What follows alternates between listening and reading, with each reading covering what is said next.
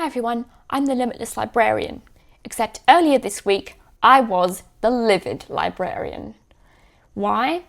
Well, awesome right to repair, privacy and consumer rights advocate Louis Rossmann, I'll link to his channel in the description, posted a video titled something along the lines of Amazon makes book pirating justified, something along those lines, in which he discusses an incident wherein a user of an Amazon Kindle e-reader had to jump through hoops just to be able to access a book that he bought and paid for in another country. Although he was eventually able to gain access to this book, he really should not have had to. For example, if I buy a physical book, like this textbook, which I did buy from Amazon, I can take this to whatever country I like, and I can have it and read it as much as I want, forever and ever and ever, for as long as I live. I paid for it once, admittedly for an absurd amount because this is a textbook. Textbooks are stupid expensive. But I won't have to pay for another cent ever again, even if I want to reread this 10, 20, however many years' time. And there is absolutely no reason why I can't take this with me to another country, either on holiday or if I move to another country or whatever, and own it and read it there. And that's how it should be. And that's how it should be for digital books as well.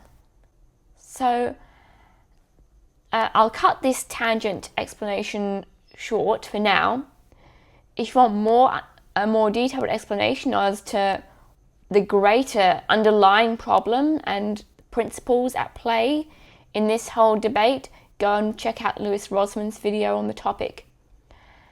In this video, I'm going to share with you some ways that you can obtain reading material for free or for cheap, completely legally, without having to pay for something that you don't actually own. First, I will discuss why people like Kindles and e-readers and what might be keeping you attached to yours, and what the greater costs are for that convenience.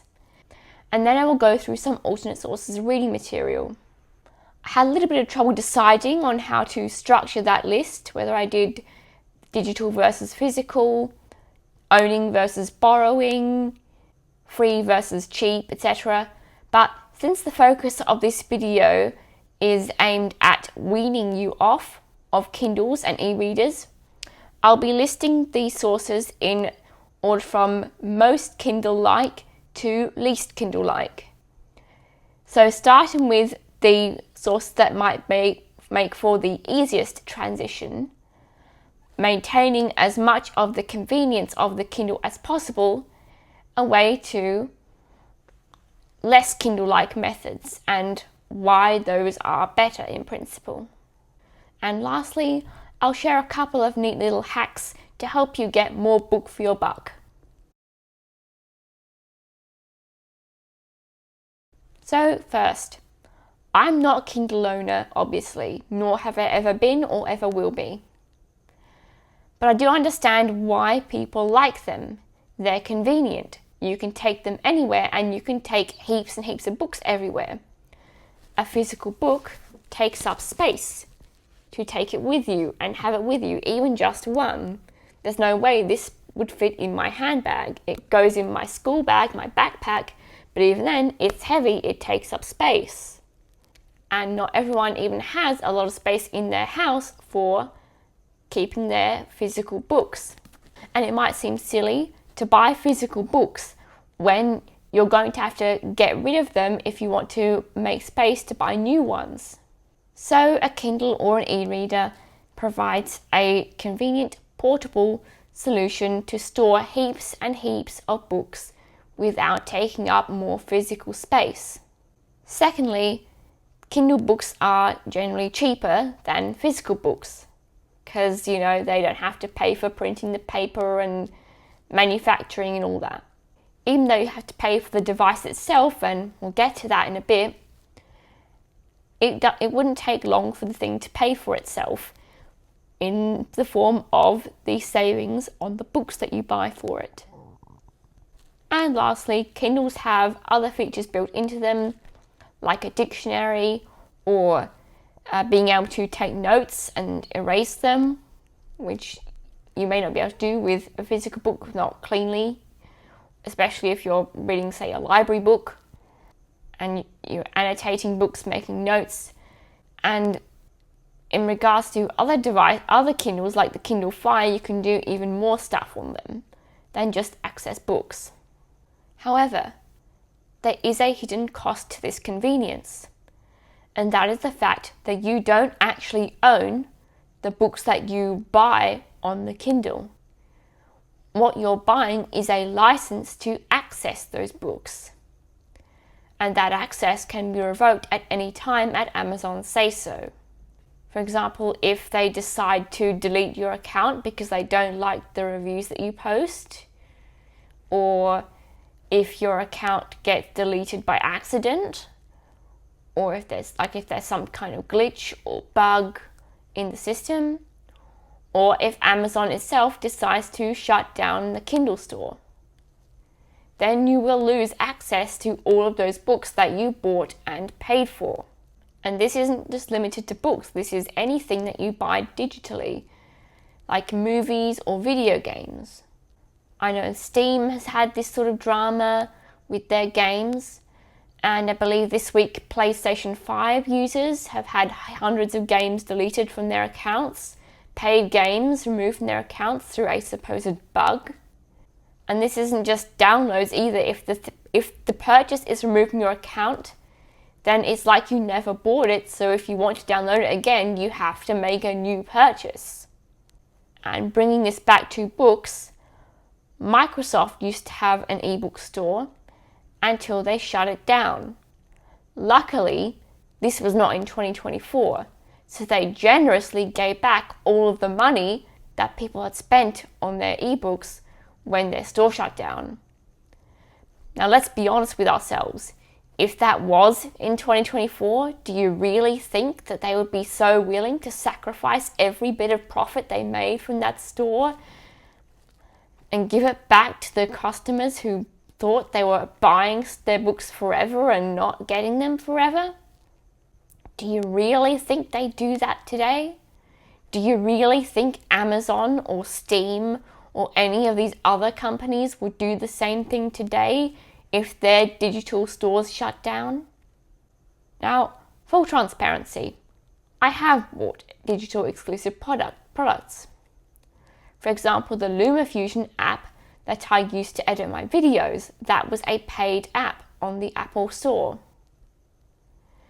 And checking the EULA, the end user license agreement, it does indeed confirm that what I bought was not the app or a copy of the app, but simply a license to access it.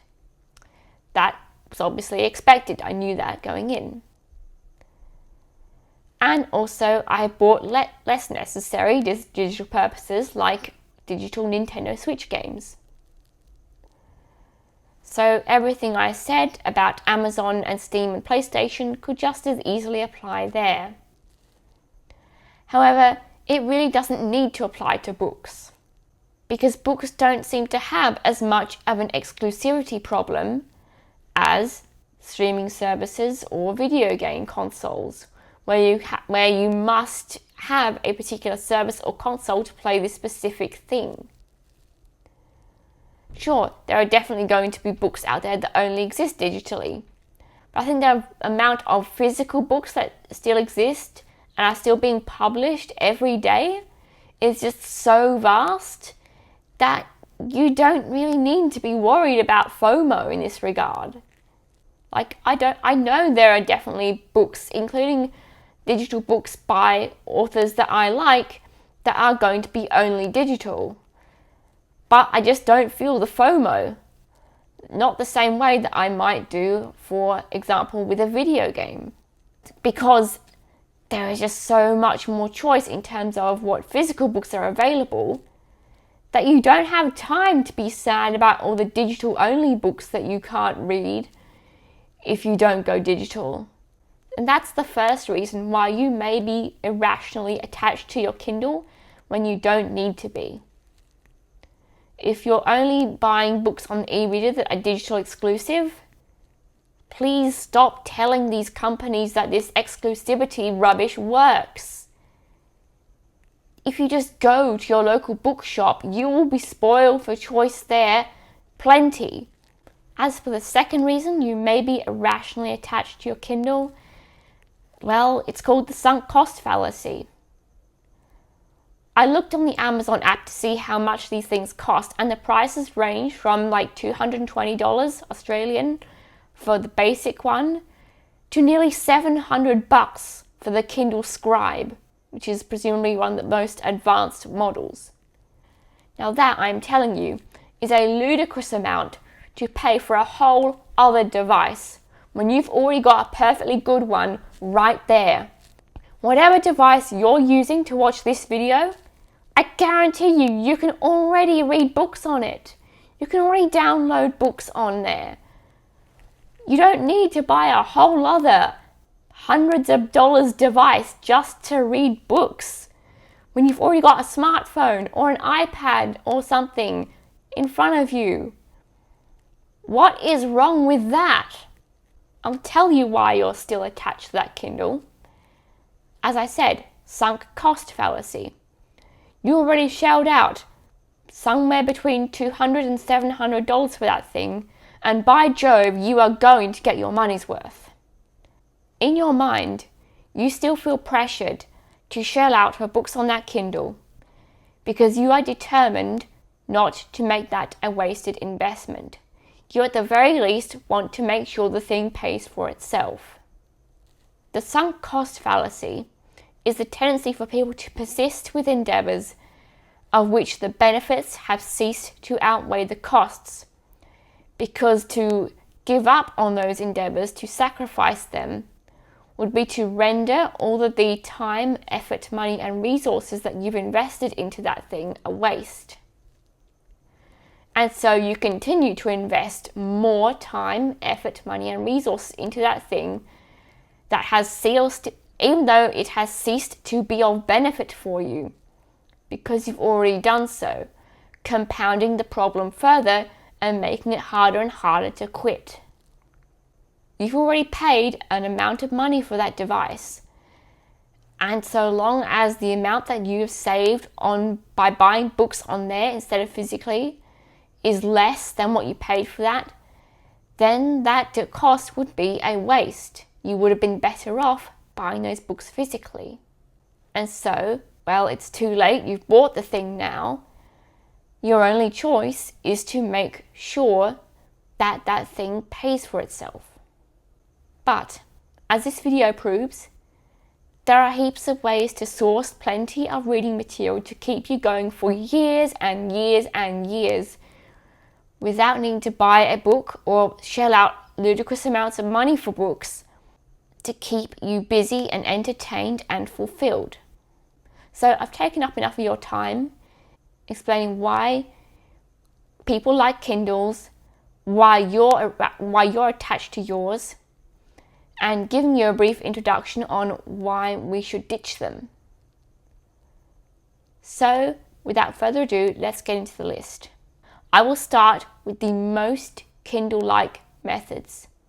Some of these methods will be free, some of them will be cheap, but at the end of the day, they're all still better than shelling out for something that you do not actually own.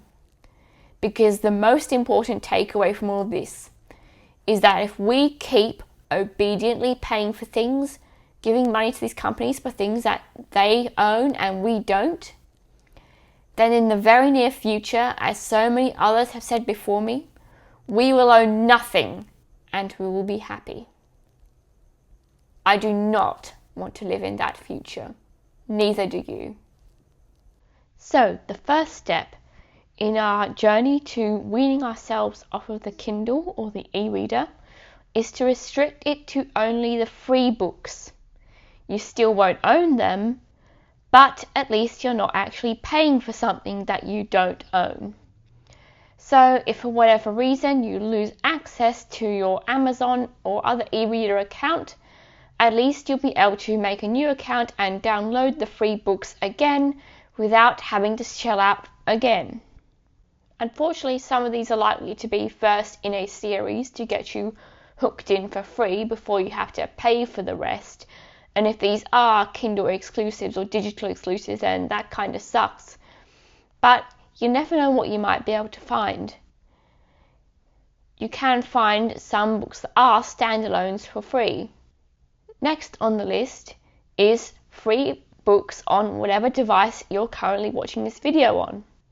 As I said earlier, why shell out for a device that can basically only read books on and nothing else, when you can read books on the device that you're currently using, whether that's your smartphone, tablet, or PC. Sure, you still don't own these books either, but at least you're not shelling out a few $100s for, again, something that you essentially already have built into whatever you're currently using. Don't be tempted by FOMO, fear of missing out on Kindle or other e-reader exclusives. You'll be plenty spoiled for choice on whatever your current device's bookstore is. And more to the point, for the other sources of reading material on this list. You won't be sulking about missing out on those Kindle exclusives. You won't have time to. Now, finally, the first source of books that you can actually own, and that is the public domain. Unless you were living under a rock at the start of 2024, you'll recall how the internet absolutely lost its mind when in 2024, Mickey Mouse entered the public domain. So this is likely a term you're familiar with. But essentially, any work that is in the public domain is free to use to distribute. Works enter the public domain after a set period of time. For example, Steamboat Willie, which is the first Mickey Mouse cartoon, was made 95 years ago, and so after 95 years is a time after which it enters the public domain.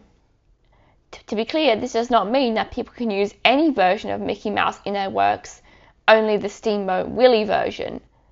And so in that vein, when it comes to books, if you have a series where only some of the works are over 95 years old, only those works that are that old will be in the public domain.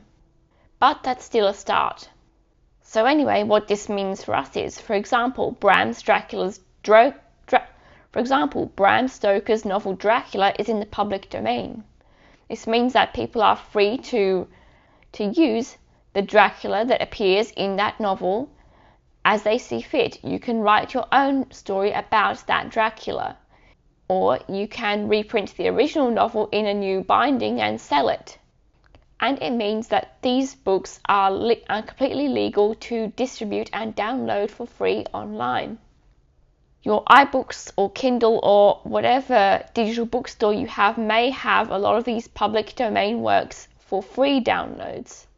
But even if your store does not have a free version of the particular public domain book you're looking for, you can find a completely legal PDF of it online by Googling. Just be careful not to download any dodgy files. So I'd recommend trying your device's digital bookstore like iBooks for Apple devices, for instance, first to see if it has that there. In that case, again, you still technically won't own the book, but again, you didn't pay for it, and if that really bothers you still, then again, you can go on Google and download a PDF of it. Before I move on, I'll quickly shout out a special version of Dracula online called Dracula Daily, which is an email newsletter that sends you the bits of the novel in real time. Basically, Dracula is an epistolary novel told in journal entries and letters and other documents, and so it takes place over a number of months from May to November. So what Dracula Daily does is it emails you the book in chronological order, emailing you the bits of the book that occur on that particular day. It starts in May, so you might as well sign up now if you would like to read Dracula. I'll put a link to it in the description. I did it last year and it was really awesome. Some days there'll be a little bit, some days there'll be a lot, some days there'll be nothing at all. And as I said, it takes a few months. It goes from May to November. But if you don't mind that, it's a fun and unique way to read Dracula, and it is, again, completely free. And if you really want, you can copy and paste the text from those emails into a new document, and you can have that on your own computer to read as you like in future. The next source of reading material is the Internet Archive. Again, I'll pop a link to that in the description. The Internet Archive is basically a time machine. It exists to preserve websites and other works forever online, and that includes books. And it's not just public domain books. You can also borrow other non-public domain books for free. It's essentially a shadow library. And it has a bunch of different formats too, including audiobooks. In that vein, on the topic of shadow libraries, we have Libby, which is an app that allows you to borrow digital books from all sorts of libraries. I've never used it myself, but from what I understand, you can get a library card and borrow from that library's catalogue of digital books, even if that library is not even in your location. And next, again, your own local library may have digital books. So if you go there regularly, you can, go there and see if they offer digital books and investigate that for yourself. Again, I've never done that, so I don't have any experience on how it works, but it is a thing that exists. Now, the next source of reading material is fan fiction. This one you will need an internet connection to access, but there are numerous websites like Wattpad and Quotevie and fanfiction.net, and best of all, Archive of Our Own, quality-wise, where you can find people write fan fiction based on their favourite media like movies, books, video games, whatever. And don't just dismiss it as 12ies writing self-inserts. There are some genuinely good fan fictions out there that have lengths on par with actual printed novels. As I said, I recommend Archive of Our Own, or AO3 for short, because that has the best quality from what I've found. So if you're a fan of a particular piece of media, you may as well look there to see if anybody's written any cool fan fiction about it. This is free to access, and because people can't make any money off of it unless, of course, it's fan fiction of stuff that's in the public domain. So it's free. I mean, again, you don't own it, but this is the only place where you'll be able to find these particular works, right? Because as I said, people can't legally make money off of stuff that's not in the public domain. The next source of reading material is people reading books on YouTube. Admittedly, the copyright of some of them is kind of dubious if people are reading books that are not public domain, but as long as they're not making money off of them, I personally think it should be okay. This is also a good way to find some of those public domain classics, of course, because there are no issues with those. There's even a channel called LibriVox where volunteers record themselves reading public domain books. So I'll put a link to that in the description. So if the reason that you use ebook readers or something like Audible is because your primary reading time consists of listening to audiobooks while you're doing other things, this could be a good viable alternative to that. So I'll share some other audiobook readers that I like on YouTube in the description. So now we're getting into secondhand books. And these are books that you may be able to own. So the most obvious and best source of secondhand books is secondhand bookshops. And of course, you get to own and keep and read forever what you buy at a second-hand bookshop. The price may vary greatly from bookshop to bookshop. I've been to one where the book's price can be like $5 to $12, and then other ones I go to, nothing is over $5. So if you have multiple bookshops in your area, second-hand bookshops in your area, have a look around, find your favorites. Also, a second-hand bookshop is going to be way more fun to visit than a regular bookshop because you're going to have different selections of books, including ones that you can't buy anymore, ones that are out of print or older editions if you like to collect different editions of books. You never know what you're going to find. If you want an idea of just how much you can get at a second-hand bookshop, check out my book hauls. All of those feature second-hand books, and I tell you how much I spent for each lot, so you can see just how much you can buy for a reasonable price at a second-hand bookshop. For example, my first book haul cost $40, but there's no way you'd be able to make a book haul video out of $40 worth of new books bought from a new bookshop, right? So if the reason you like Kindles and e-readers is because the books are cheaper, go visit a second-hand bookshop and actually own your purchases. A potential source of free second-hand books is family and friends having clean-outs. If anyone in your circle of family and friends lets on that they're going to do some spring cleaning, ask them if they're planning on getting rid of any books, and if so, ask if you can have first dibs. Similarly, if you ever get rid of any of your own books, give your family and friends first dibs on anything you're planning to get rid of, so that they'll share the courtesy with you. The next source of second-hand books that you can own, that is admittedly rarer than the other two, is a library sale. Occasionally, a library will want to clean out some of the books from the library in order to make space for new ones, and so they'll have a sale. My school library did this while I was still there, and boy, it was like Christmas.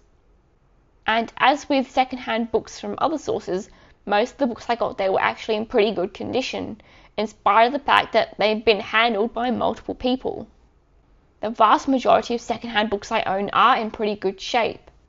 So library sales, though, of course, are kind of rare, but you might as well keep your eye out for them. I mean, your local library might do them regularly, for example, because they might get shipments of new books in regularly. So the next source of cheaper books is, of course, new bookshop sales. These are ranked lower because obviously they're going to be more expensive, but if you really want new books, then you might as well check out the sale table because you never know what you'll be able to find. Now we have a few more ways to borrow physical books. So the least Kindle-like thing, but they're available. First up is obviously borrowing from the library. This should not really need much of an explanation. You may need to pay for a library card. I don't know. I have had a library card in my time, but I was really little when my parents got me that library card, so I don't know if they paid for it or not. But aside from that, borrowing books from the library is free, and you can borrow lots at a time. The drawbacks of this are, of course, you have to be able to get yourself to the library. You have to remember to return your books on time to avoid incurring late fees, and you also have to be able to take care of the books that are in your possession. So this might not be for you if you do have anxiety about remembering stuff like that, or you're worried about, say, pets or little children in your household that might damage the books. But hey, libraries are free, so if you can, you might as well support them, especially if you don't have room in your house to keep your own collection. Because that is another reason why a lot of people like Kindles, because they don't have room for physical books. Next is borrowing from people you know. The advantage to that over the library is, well, people don't give you late fees, and you can hold on to the books for longer. Of course, there'll be a smaller selection than at the library, but you can also just ask your bookworm family and friends if they have any recommendations, if they have any books that they think you would like. And last but not least, If possible, you could do a trade with them instead, whether permanent or temporary. So those are all the ways I could think of sourcing reading material that aren't a Kindle or e-reader. But before we go, I do have 3 little life hacks that can help you get more books for your buck. The first hack is to buy bigger books. I once saw a comment on a YouTube video where someone said that when they were little and they were buying books with their pocket money, they would often intentionally go for bigger books because they would last longer for the money that they had.